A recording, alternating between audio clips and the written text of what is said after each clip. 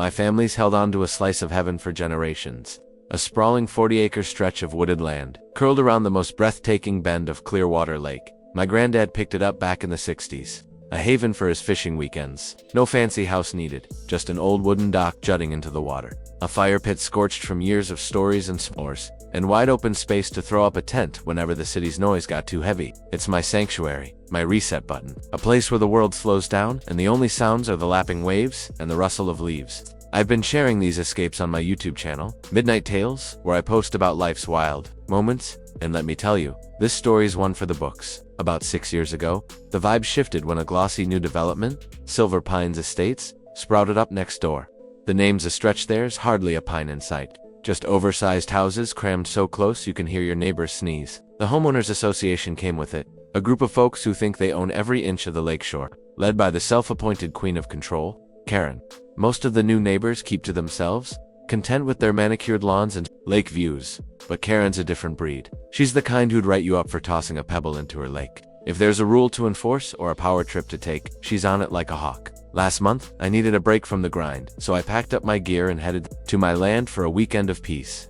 I pitched my old canvas tent right by the water's edge, fired up a small grill, and popped open a cold drink as the sun dipped low, painting the lake in hues of gold and pink. It was the kind of moment you want to bottle up, the kind I'd film for Midnight Tales to show my subscribers what freedom feels like. I was just settling in, the crackle of the fire mixing with the soft hum of crickets, when a voice cut through the calm like a chainsaw. Excuse me? What do you think you're doing here?" I turned to see Karen storming toward me, arms folded tight, her face twisted like she'd caught me robbing a bank. My tent, apparently, was a personal offense. I took a deep breath, kept my cool, and explained that I was camping on my own land, same as my family's done for decades. She wasn't having it. "This is Silver Pines HOA property," she snapped, "and you're camping without authorization." I repeated, slower this time, that I owned the parcel, that my granddad bought it long before her fancy estate existed. Karen didn't care. Either she didn't believe me, or she just didn't want to. She spun on her heel, phone already in hand, muttering about taking action. I shook my head, figuring she'd cool off, and went back to my sunset. 10 minutes later, headlights bounced down the dirt path to my campsite. A sheriff's cruiser rolled up, and a deputy stepped out, looking more annoyed than alarmed. He asked if I had permission to be there, and I handed over my property deed, a weathered document I keep in my truck for moments like this. He scanned it, chuckled, and turned to Karen, who'd trailed behind him like a shadow. "Ma'am," he said, "this is his land. He's not breaking any laws." Karen's face went from smug to volcanic. She demanded he arrest me for trespassing, for littering, for camping, anything she could think of. The deputy, bless him, didn't flinch. He warned her to leave my property or face trespassing charges herself. She stomped off, vowing the HOA would drag me to court. I sipped my drink, watching her go, and that's when a light bulb went off. See, there's only one road into Silver Pines Estates, a narrow gravel strip that cuts across the edge of my land. My granddad, being the neighborly type, never bothered to gate it off or deed it over. He let the old logging road stay open for everyone to use, a gesture of goodwill. But legally, that 50-foot stretch is mine, every inch of it. The next morning, I was on the phone with my lawyer before the coffee finished brewing. We filed the paperwork to reclaim my road rights and slapped a private access-only sign on it. Then, for good measure, I parked my old farm truck square across the entrance, blocking Karen's driveway and half the street. You'd think I'd launched a missile. Karen came barreling down the lane, her SUV screeching to a stop, and she laid into me like I'd stolen her soul. "Move that truck now," she shrieked. I leaned against the hood.com as the lake had dawned, and explained that this was my private property. If the HOA wanted access, they'd need to pay for an easement. Oh, and one more thing, her precious stone driveway, the one she bragged about on every HOA newsletter. It was 6 feet onto my land. I'd had it surveyed years ago, but never made a fuss. Until now. Within an hour, the HOA board folks, who'd never so much as waved at me at my campsite, practically begging for a deal. Karen, meanwhile, was pacing like a caged tiger, her face redder than the coals in my fire pit, spitting threats she couldn't back up.